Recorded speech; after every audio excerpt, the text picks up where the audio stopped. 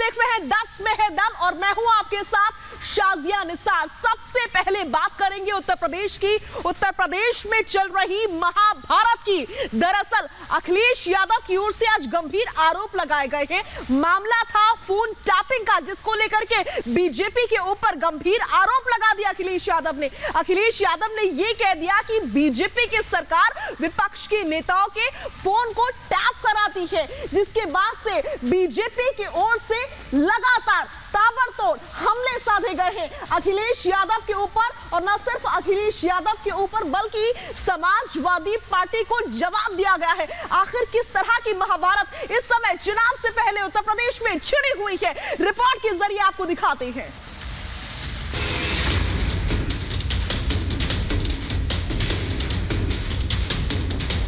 ये चाहे जो भी संस्था कर रही हो, लेकिन फोन सुने जा रहे हैं विपक्ष के नेताओं के। आपको मालूम है चोर की दाढ़ी में तिनका। सुनिए, समझिए और देखिए कि बढ़ती ठंड में भी यूपी का सियासी टेम्परेचर क्यों बढ़ता जा रहा है। सत्ता संग्राम के दो महारथी योगी और अखिलेश के बीच जुबानी जंग जारी है। अखिलेश ने सरकार पर फोन टैपिंग कराने का गंभीर आरोप लगा दिया। अखिलेश ने कहा कि विपक्षी दलों के नेताओं के फोन सुने जा रहे हैं। अखिलेश के वार पर सीएम योगी ने पलटवार करने में देरी नहीं की। सीएम योगी ने कहा कि चोर की दाढ़ी में तिनका है, इसीलिए पीड़ा हो रही है। ये चाहे जो भी संस्था कर रही हो, लेकिन फोन सुने जा रहे हैं विपक्ष के नेताओं के। और ये पहली बार आरोप नहीं लग रहा है। जहां जहां चुनाव होता है, भारतीय जनता पार्टी वहां पर नेताओं के फोन सुनती है। कल मैं देख रहा था इनकम टैक्स के छापे पड़ रहे थे, लेकिन समाजवादी पार्टी को पीड़ा हो रही थी। तो एक व्यक्ति से मैंने पूछा, मैंने कहा ये सब क्यों हो रहा है? तो मीडिया के उस पत्रकार ने कहा साहब आपको मालूम है चोर की दाढ़ी में तिनका।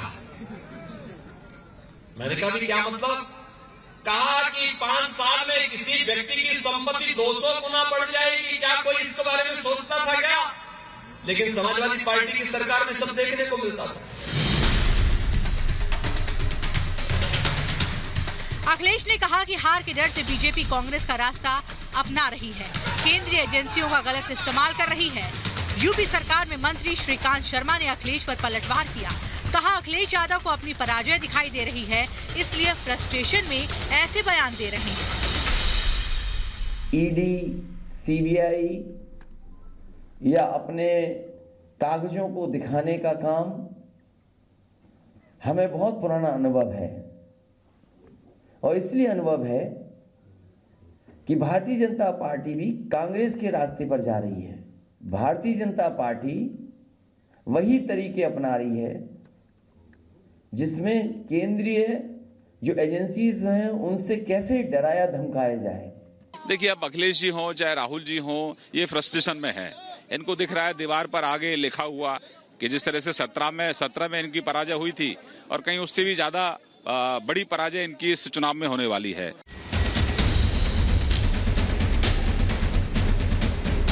अखिलेश यादव ने बीजेपी पर हमला जारी रखा। कहा जनता ने सरकार बदलने का मन बना लिया है।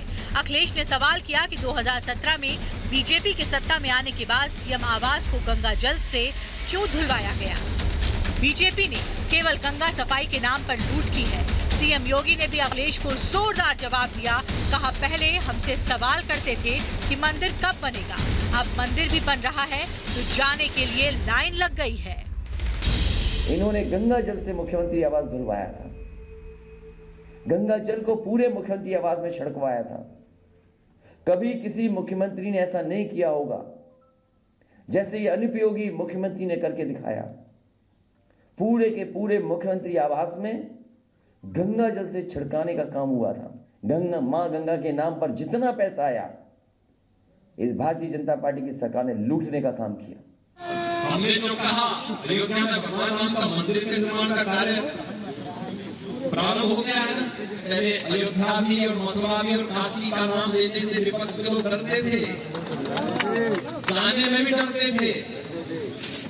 अब तो सब बोल रहे हैं कि हम भी चाहते थे ये करना, और नहीं तो पहले घोड़ लगी रहती थी टोपी पहनने की। चुनावी मौसम में बुलडोजर पर भी सियासी वार पलटवार जारी है।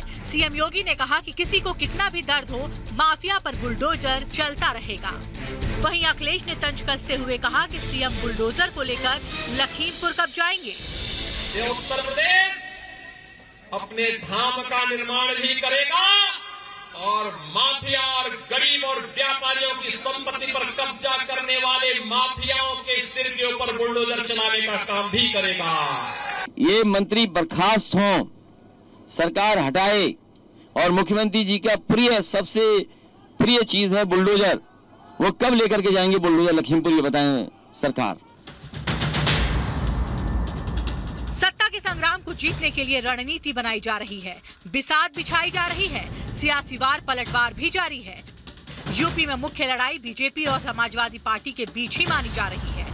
लिहाजा योगी और अखिलेश के बीच जुबानी जंग चरम पर पहुंच गई है। अखिलेश यहां फोन टैपिंग और केंद्रीय एजेंसियों के दुरुपयोग का आरोप लगा रहे हैं। वहीं योगी का साफ कहना है कि पराजय देखकर अखिलेश डर गए हैं, इसलिए अनाप शनाप बोल रहे हैं। Bureau report, Republic Bharat.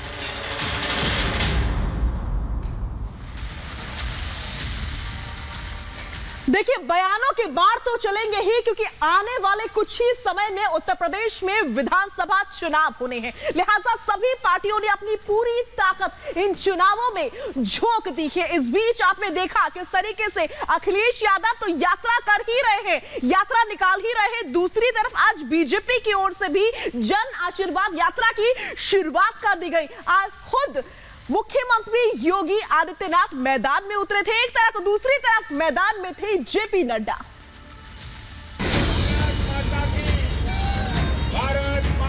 Mathura में मदिरा और मांस की दुकानों को बंद किया गया था। आतंकवादियों के खिलाफ 15 के खिलाफ केस वापस लिया। 2022 के सियासी संग्राम को जीतने के लिए बीजेपी फिर एक बार रथ यात्रा का सहारा ले रही है। बीजेपी ने आज यूपी के 6 जिलों से एक साथ जन विश्वास यात्रा की शुरुआत की। बीजेपी अध्यक्ष जेपी नड्डा ने अंबेडकर नगर में यात्रा की शुरुआत की। सीएम योगी ने मथुरा में जन विश्वास यात्रा को हरी झंडी दिखाई। रक्षा मंत्री राजनाथ सिंह ने झांसी में यात्रा का आगाज किया। केंद्रीय मंत्री नितिन गडकरी ने बिजनौर से यात्रा की शुरुआत की। एमपी के सीएम शिवराज सिंह चौहान ने बलिया में यात्रा को हरी झंडी दिखाई। केंद्रीय मंत्री स्मृति ईरानी ने गाजीपुर में यात्रा का आगाज किया। मथुरा में यात्रा को हरी झंडी दिखाने के बाद सीएम योगी ने जहां बीजेपी की जीत का दावा किया, तो वहीं पूर्व की अखिलेश सरकार पर जमकर निशाना साधा। मुजफ्फरनगर के दंगाइयों के खिलाफ सरकार कार्य कर रही थी। उनको तब भी अच्छा नहीं लगता है जब हम किसी गरीब को फ्री राशन योजना का लाभ देते हैं। जब प्रधानमंत्री मोदी जी देश के 135 करोड़ जनता को फ्री वैक्सीन, सबको वैक्सीन का लाभ देते हैं, उनको तब भी अच्छा नहीं लगता है। को अच्छा क्या लगता है? दंगाइयों को गले लगाना। बीजेपी के राष्ट्रीय अध्यक्ष जेपी नड्डा ने अंबेडकर नगर से यात्रा की शुरुआत की। इस मौके पर जेपी नड्डा ने अखिलेश यादव पर जोरदार प्रहार किया। आतंकवादियों के खिलाफ 15 के खिलाफ केस वापस लिए थे कि ये ईमानदार सरकार है योगी जी की और दमदार सरकार है, और जो पुराने मुख्यमंत्री थे उनसे जनता त्रस्त थी। मध्य प्रदेश के मुख्यमंत्री शिवराज सिंह चौहान ने बागियों की धरती बलिया से जन विश्वास यात्रा को हरी झंडी दिखाई। इस मौके पर सीएम शिवराज ने अपने ही अंदाज में मोदी और योगी का मतलब बताया। मोदी मतलब MODI, M का मतलब मजबूत नेतृत्व है कि नहीं? मजबूत नेतृत्व, अरे जोर से बताओ, है कि नहीं? O का मतलब है ओजपूर्ण व्यक्तित्व, है कोई मोदी के मुकाबले? और D का मतलब है दृढ़ निश्चयी, जो तय कर लेते, ठान लेते, वो करके दिखाते हैं। ये हम नहीं, पूरी दुनिया कहती है। और आई का मतलब है ईश्वर का वरदान नरेंद्र मोदी जो भारत का उद्धार करने आया है। और योगी का मतलब, वाई का मतलब है योग। ऐसा योग प्रशासक उत्तर प्रदेश में नहीं हुआ। बोलो सही है कि नहीं? अरे जोर से बताओ सही है कि नहीं? वो से है ओजस्वी। महाराज के चेहरे पे अलग ओज झलकता है। अपराधी बिलों में घुस गए पता ही नहीं चलता है। जेलों से बाहर निकलने की नहीं सोचते। जी का मतलब है गतिशील, दिनों रात काम करने वाला। और आई का मतलब है ईमानदार। अब आपको सुनाते हैं कि कल पीएम मोदी ने कैसे सीएम योगी को यूपी के लिए बहुत उपयोगी बताया था। आज पूरे यूपी की जनता कह रही है यूपी प्लस योगी बहुत है उपयोगी। UPYOGI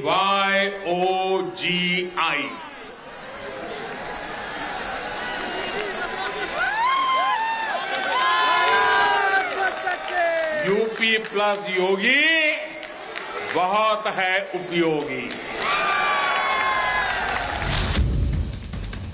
अब सुनिए मध्य प्रदेश के सीएम शिवराज सिंह कैसे मोदी प्लस योगी की डबल इंजन वाली सरकार के फायदे बता रहे हैं। ये डबल इंजन की सरकार मोदी जी की और योगी जी की सरकार। और डबल इंजन की सरकार होने के फायदे क्या है? मोदी प्लस योगी मतलब 86 लाख किसानों का 36,000 करोड़ का कर्जा माफ। मोदी प्लस योगी मतलब माफियाओं द्वारा अवैध ढंग से कब्जाई गई संपत्ति जब्त कर ली गई और जहां जरूरत पड़ी बुलडोजर चला दिए गए, अपराधियों को साफ कर दिया गया। जब बीजेपी ने रथ यात्रा निकाली है उसे चुनावी फायदा जरूर मिला है। बीजेपी ने आज एक साथ यूपी के 6 जिलों से जन विश्वास यात्रा की शुरुआत की। ये यात्रा सभी 403 विधानसभा सीटों को कवर करेगी। बीजेपी जानती है कि अगर उसने जनता का विश्वास जीत लिया तो फिर सत्ता की राह और आसान हो जाएगी। Bureau report, Republic Bharat. देखिए, यूपी की सियासी जंग एक तरफ और दूसरी तरफ हिंदुत्व पर सियासी राग। और ये सियासी राग कौन कर रहा है? ये सियासी राग कर रहे हैं नेता। और इस सियासी राग की शुरुआत किसके द्वारा की गई थी? मैं आपको बता दूं कि इस सियासी राग की शुरुआत की गई थी राहुल गांधी के द्वारा। राहुल गांधी ने हिंदू और हिंदुत्व में अंतर बताया था, जिसके बाद से अब मोहन भागवत का बयान सामने आया है। और मोहन भागवत ने साफ किया कि हिंदुत्व किसी को तोड़ता नहीं है बल्कि हिंदुत्व लोगों को जोड़ता है।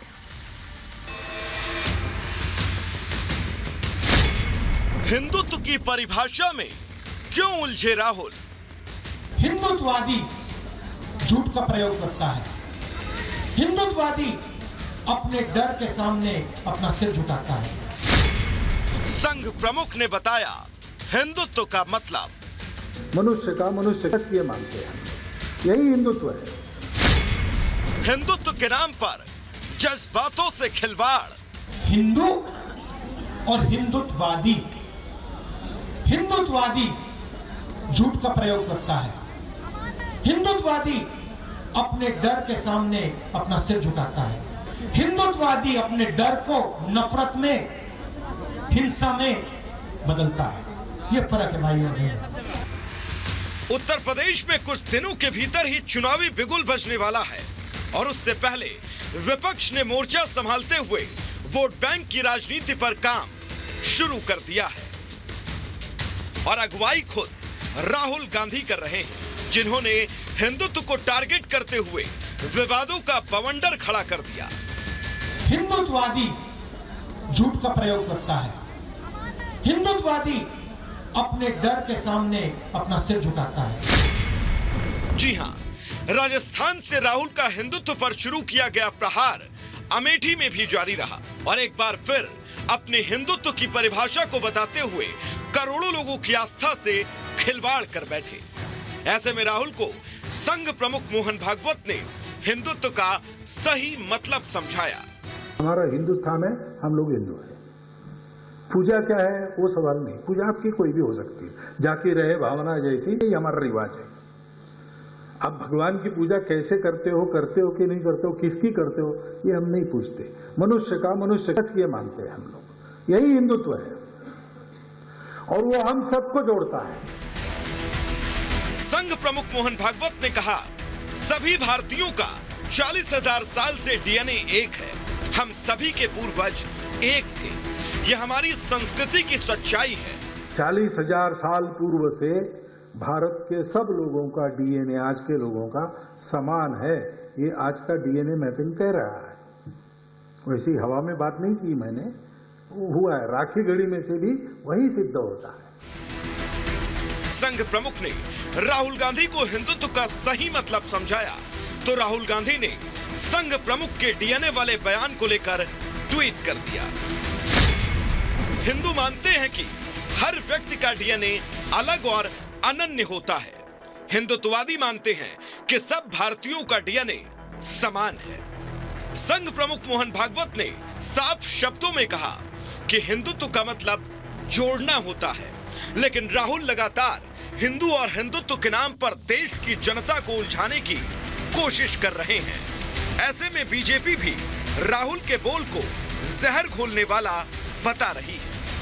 देखिए, ये जो राहुल गांधी जी हैं, ये हिंदुत्व पर जब प्रवचन दे रहे थे तो उनके कार्यक्रम में झंडा कौन सा लहरा रहा था, जरा देख लीजिए, मुस्लिम लीग का। या हो सकता है कांग्रेस ने अपना झंडा बदल दिया हो। तो जब मुस्लिम लीग के झंडे के साए में हिंदुत्व पर या हिंदू पर वो प्रवचन देंगे तो इसी तरह के बिगड़े बोल सुनाई पड़ेंगे। केंद्रीय मंत्री स्मृति ईरानी ने भी राहुल गांधी के हिंदू और हिंदुत्व वाले बयान पर सवाल उठाए हैं। स्मृति ईरानी ने कहा कि सच्चा हिंदू वो होता है जब दुश्मन दरवाजे पर होता है तो अपनी सेना से सवाल नहीं करता, न ही सबूत मांगता है। हिंदू वो नहीं जो मात्र चुनाव आते ही कोर्ट के ऊपर जनेऊ पहन ले। हिंदू वो है जो गरीब के घर में उज्ज्वला का आशीर्वाद दे। वो है जो सड़क का निर्माण करवाए तो उस पर हर धर्म, हर पंथ, हर जाति के लोग एक संग मिलकर चले। वो है। क्या राहुल गांधी 5 राज्यों में होने वाले विधानसभा चुनाव को लेकर हिंदू और हिंदुत्ववादी की नई परिभाषा गढ़ रहे हैं?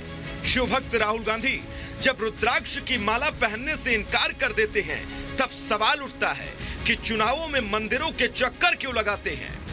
Bureau report, Republic Bharat.